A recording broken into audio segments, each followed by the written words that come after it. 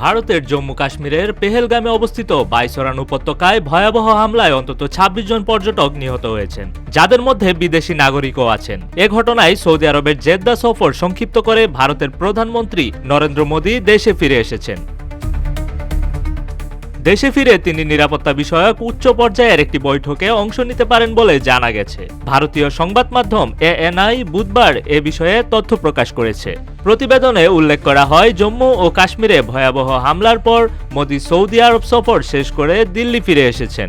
এর আগে তিনি সৌদি আরবে আয়োজিত একটি আনুষ্ঠানিক নৈশভোজ বাতিল করে দ্রুত দেশে ফেরার সিদ্ধান্ত নেন। মঙ্গলবার রাতে ফেরার কথা থাকলেও মঙ্গলবারের পর বুধবার সকালে তিনি ভারত পৌঁছান। সৌদি ক্রাউন প্রিন্স মোহাম্মদ বিন সালমান হামলার তীব্র নিন্দা জানান এবং শোক প্রকাশ করেন। মোদি ও সৌদি প্রিন্স সন্ত্রাসবাদের বিরুদ্ধে সম্মিলিতভাবে লড়াই করার প্রতিশ্রুতিও ব্যক্ত করেন।